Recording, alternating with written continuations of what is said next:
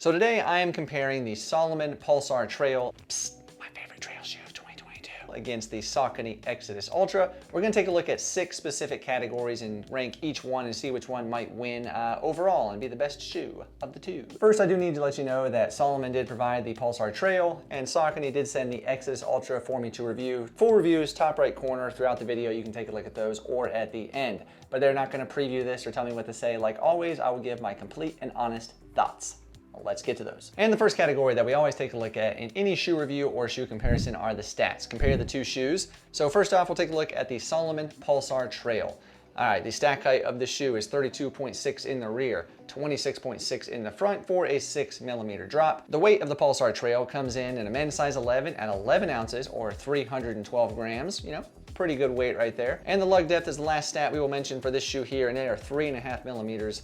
And we'll go more over that in the grip category. But that's it for the Pulsar Trail. Moving on to the Saucony Xodus Ultra, the stack height is almost identical, 32.5mm in the rear, 26.5mm in the front for a 6mm drop. And the weight of the Xodus Ultra, men's size 11, again my size, weighs in at 10.7 ounces or 304 grams. And the lug depth comes in at 4.5mm.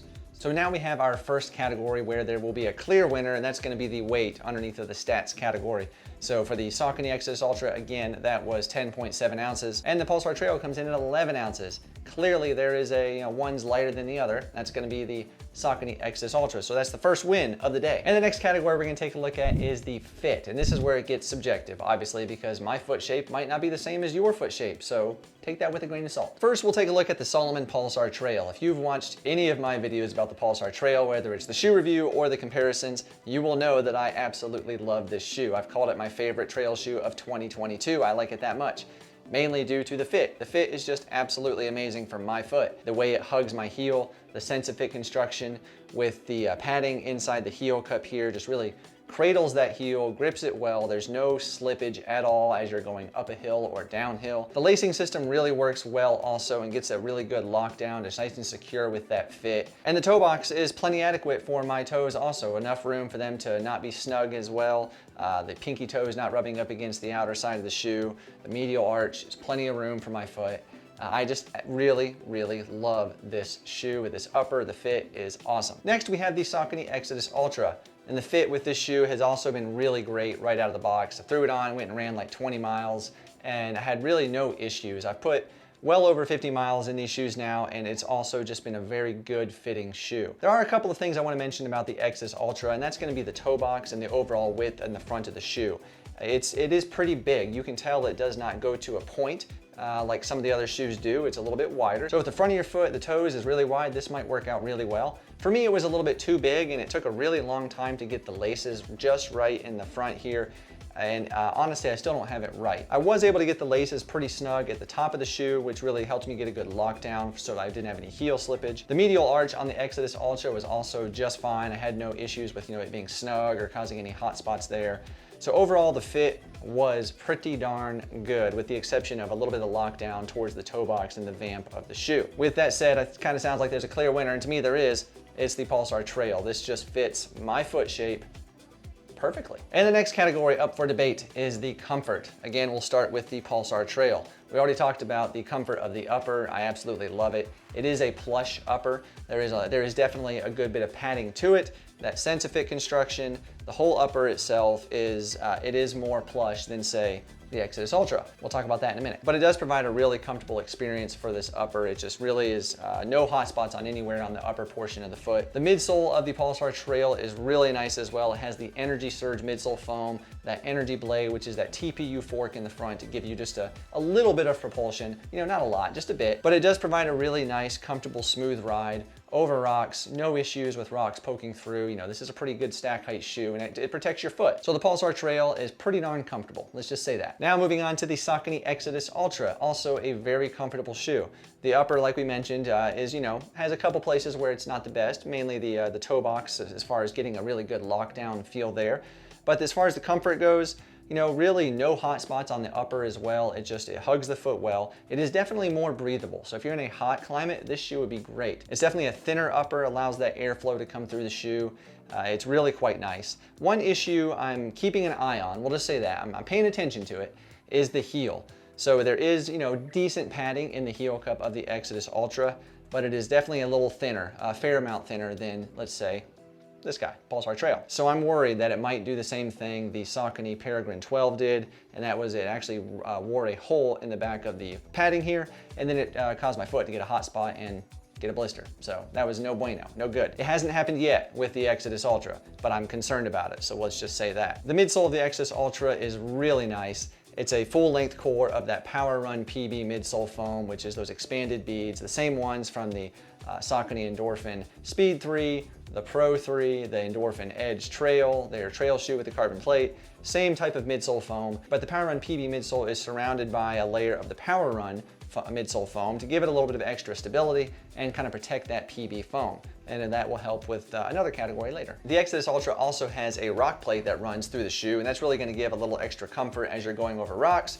Really, I've never had a rock poke through this either and have any kind of discomfort, so it's just been really nice. So in order to pick a winner in the comfort category, I'm going to have to break it up into two separate categories. We'll call them micro categories. First, we're going to talk about the upper comfort, and that's going to be the Pulsar Trail. It's got to be the winner. It's just the best fitting upper of a trail shoe for me and my foot yet. The next micro category is going to be the midsole, which one gives a better ride, just overall feel as you're running along the rocks. And that's got to go to the Saucony Xodus Ultra. The midsole foam and the Power Run PB in there, surrounded by that Power Run midsole, the rock plate. It's just a really nice ride, super comfortable, definitely a 100-mile distance shoe. So let's talk about grip. And grip, they're pretty similar. So first off, we have the Pulsar Trail, has a 3.5mm lug from the Contra Grip rubber. It's pretty good outsole. I've taken these shoes to Frozen Head, which you know anything about Frozen Head, you know, from the Barkley Marathons, Barkley Fall Classic. It's pretty technical, it can be muddy, wet, nasty, and I really had no issues with these there. These were fantastic. Mud doesn't really cake up on them, it sheds well. It's not very aggressive, but on technical terrain, they were really quite nice. I was honestly pretty surprised by the 3.5mm lugs. So the Xodus Ultra has a 4.5mm lug, so it's a little bit longer than the Pulsar Trail. But this is the Power Track outsole. It's a little redesigned this year. We talked about it in the full review. Kind of has the 3 separate areas, provides a little more stability. But these as well don't really cake up with mud. It does a pretty good job of shedding that because the lugs are spaced apart pretty decently. And they are fairly aggressive lugs. So these are also really good at Frozen Head. I've taken them all over and had no issues with grip from the Xodus Ultra. So with that said, the grip category I believe will be kind of a tie, but there's 2 little micro categories as well. So the Pulsar Trail I think does just a little bit better on wet rocks. So if you've got wet rock or even dry trails, I think the Pulsar Trail is going to be the way to go. The Contra Grip rubber just does a little bit better job on wet rocks than the Power Track rubber from the Saucony over here. So if you're going to be doing wet rocks or dry trails, because you know it's a little bit less lug, you know, maybe a little faster trail, this might be a little bit better. But if you're going to be going somewhere really muddy or with lots of rocks, I think the grip from the Xodus Ultra is going to be just a little bit better. So there we go. Wet rocks, let's go with the Pulsar Trail. Dry rocks or muddy trails, let's go with the Xodus Ultra. The next category up for comparison is durability. So this is going to cover the whole shoe, not just the outsole.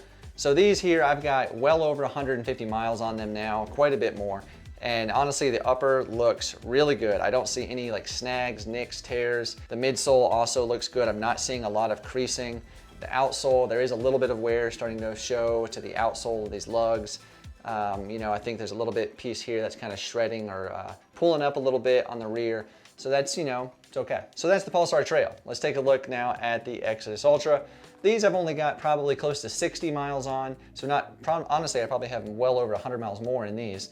But 60 miles on the Xodus Ultra. Looking at the upper again, I don't really see any delamination or any issues, anything at all really. It looks pretty good. The midsole as well looks good. I'm not seeing a lot of compression or creasing to that midsole. The outsole also looks really good. Just starting to see a little bit of wear to the front here. Not much in the rear. Honestly, both shoes I think are going to be, you know, several hundred miles before they start to wear on the outsoles and the uppers. But like I mentioned, talking about comfort, the heel is one area of concern I have with this shoe and how that durability might be. So I think in the durability category, I'm going to have to give the win to the Pulsar Trail. It's just holding up a little bit better so far. The final category we're going to talk about is the price. This is obviously one we've got a clear winner. So the Saucony Xodus Ultra right now from Saucony's website is $150. Decently priced shoe. The Salomon Pulsar Trail comes in right now at $130. So $20 less.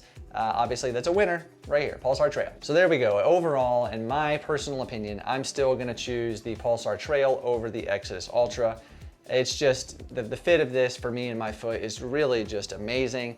The ride, the comfort, everything is great.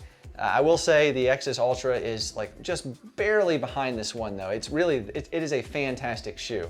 The upper is definitely more breathable on this shoe. It is a lighter shoe. The ride is so nice, but this comfort overall from just the total package is just, I can't really beat it. So for me and my foot, Pulsar Trail, but again, like I said, just by a hair over the Saucony Xodus Ultra. Well, there we have it. That is the shoe comparison. Hope it was helpful. If it was, please don't forget to give the video a thumbs up. That just helps out a lot. Lets YouTube know you like it, and they might show it to other people, and it might help them out too. And if you have tried either of these shoes, both of them, one of them, let us know what you think, how it's holding up, you know, the miles you've got in the shoes. Put it down below in the comments. I'm sure everybody would really appreciate that too. And if you haven't seen it already, you want to learn more about the Pulsar Trail, go ahead and take a look on your screen. There's a full review. Go check that out. And on this side, I'll put a playlist of shoe reviews, so you can go find the full review of the Xodus Ultra. Thank you again to Salomon and Saucony for sending the shoes. Thank you to you all. I appreciate you very much for watching, commenting, and sharing. Yeah, that's it. All right, I'll see you on the next one.